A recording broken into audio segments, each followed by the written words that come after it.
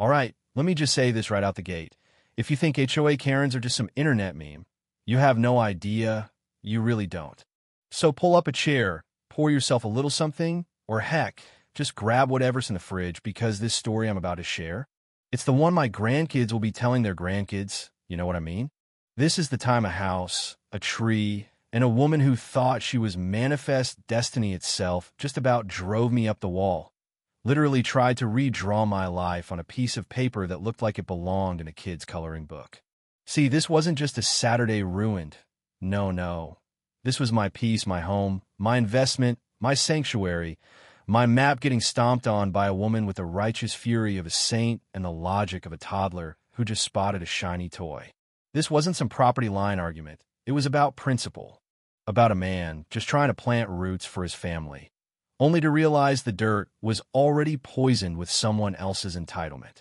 And it all started on a Saturday, so perfect you just knew, deep in your bones, something was about to go terribly, spectacularly sideways. Sun shining, birds singing their little lungs out, my daughter Maya chasing butterflies under the biggest, grandest oak tree in the county, a tree we call the Guardian, half the reason we bought this place. I was on the porch, coffee in hand, watching Lena, my wife, my rock, tending her roses, thinking, man, we finally made it. 6 months in Willow Creek Estates, where the lawns are manicured, the silence hums, and you get the neighborly wave if you're lucky. We were the only black family on our cul-de-sac. Not something we dwelled on, not looking for trouble. We just wanted a home. Some folks gave the polite wave, some just nodded, but Beatrix Thornwood, HOA president extraordinaire, her energy was different. Her wave felt less hello and more homing drone. And on this morning, she wasn't waving. She was marching, clipboard tight to her chest, like she's storming the beaches of Normandy.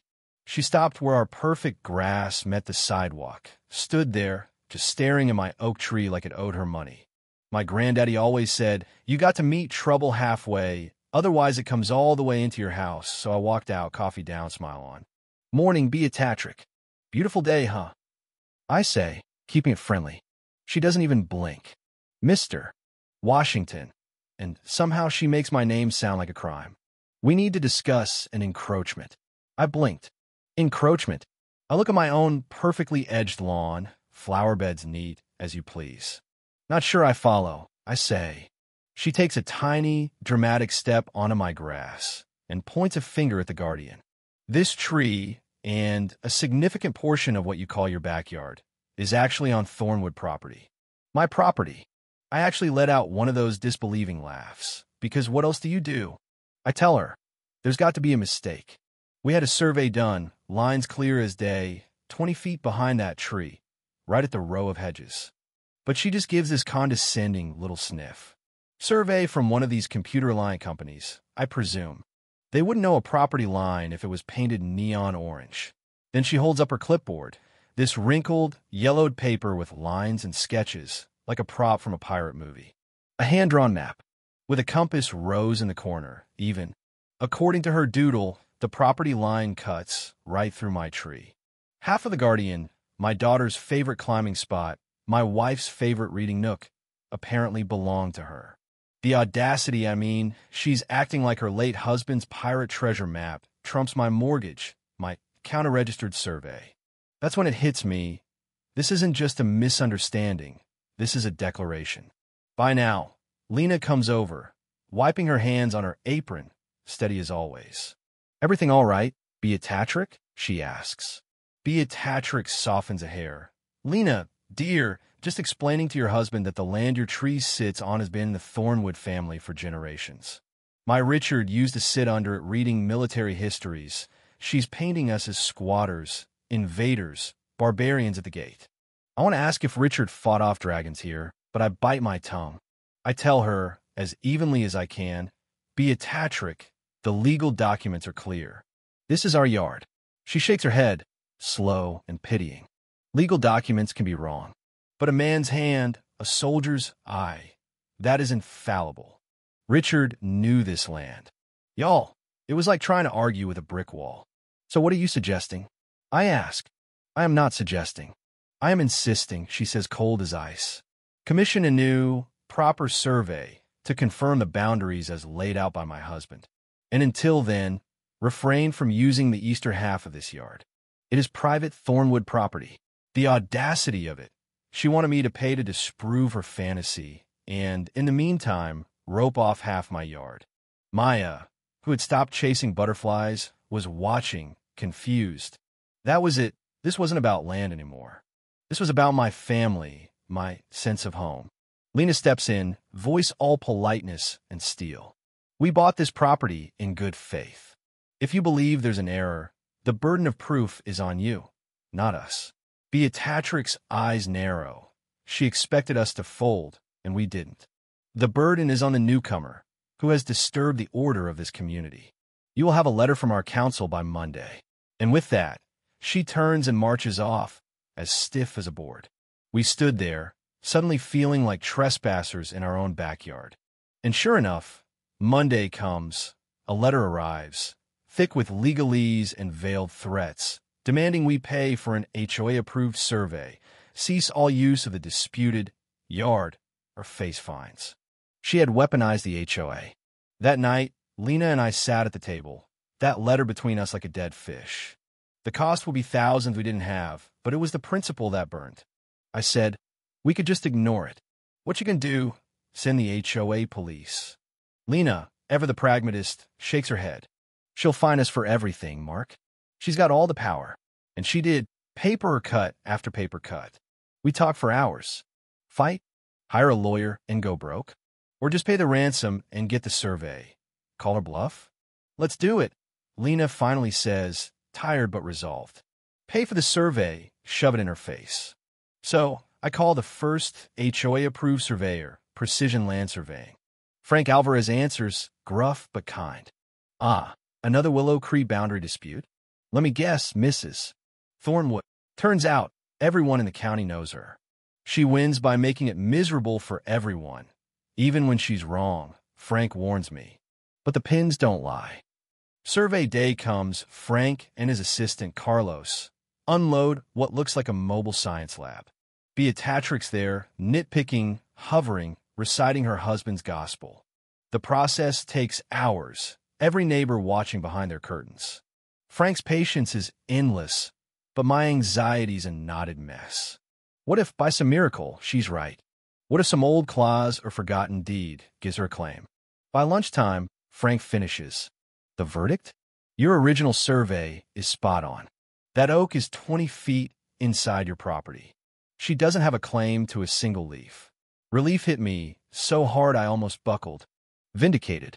The official report would take a day or two, but I was ready. I was going to watch her read every word. 2 days later, the courier brings that beautiful, official survey, crisp, ironclad, undeniable. Lena traces the line on the kitchen table. This ends it. I roll up, march next door, heart thumping. She answers, sour as ever. I have something for you, I say, holding out the survey. She doesn't take it, and it confirms what we said. Trees on our property. Entire yard is ours. She barely glances. Mr. Alvarez is a competent man with his little gadgets, but he's a slave to flawed records.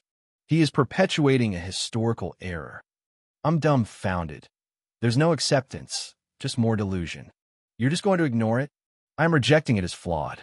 Given your refusal to see the truth, I will have to take further action to protect my property. Door shuts in my face. The war had only just begun.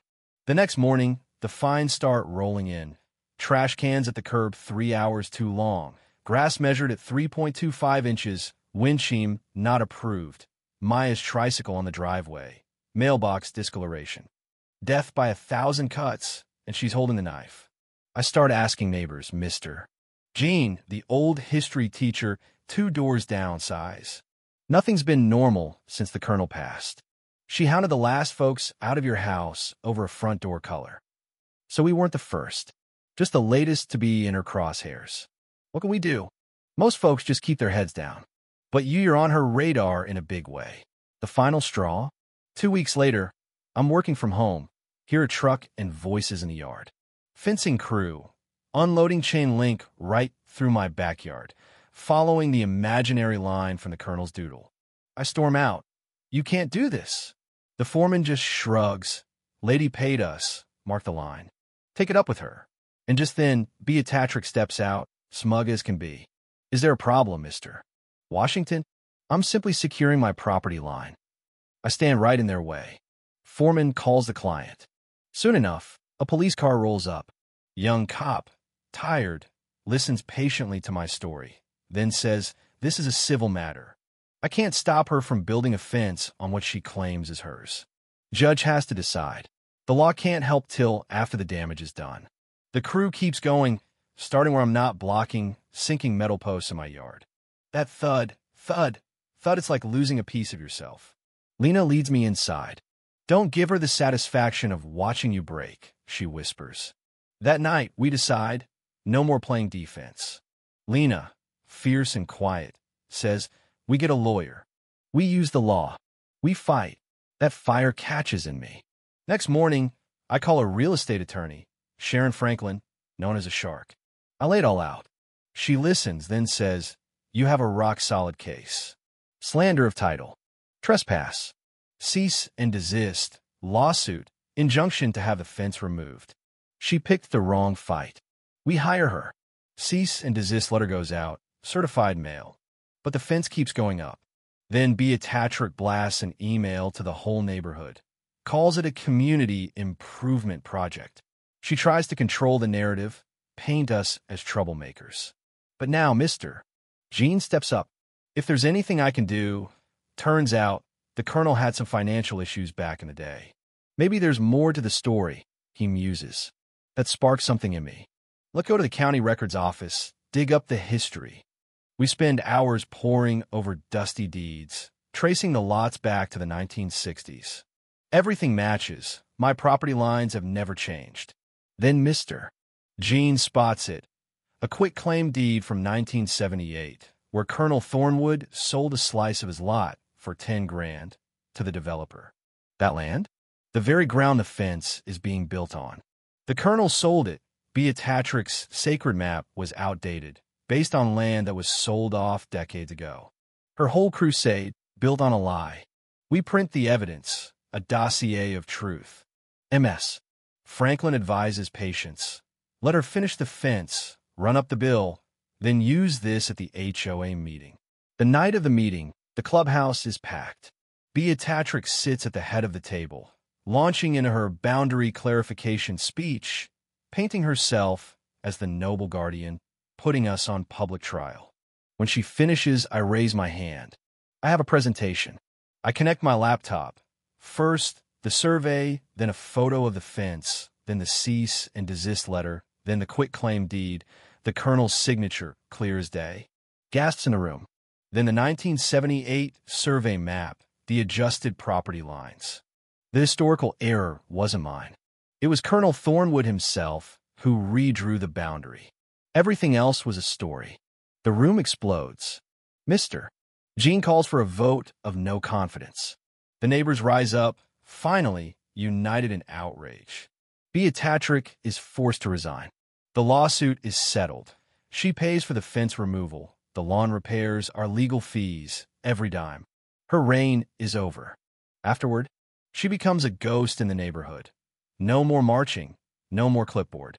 We, on the other hand, get our yard back, the roses replanted, and the guardian stands tall. The day that fence came down, neighbors held a barbecue right in our yard. We weren't the newcomers anymore. We were the Washingtons, the family who stood up to the dragon and won. And here's the twist. Her fence, meant to divide, ended up uniting us all. Her lies showed us the truth. Sometimes the universe is funny that way, serving up justice with a side of irony. So if you're still with me and stories like this get your blood boiling, if you believe in standing up for what's right even when it's hard, well, welcome. This is where we share those stories, one Karen at a time. Subscribe, tell me where you're watching from, and get ready, because there are a whole lot more tales out there just waiting to be told.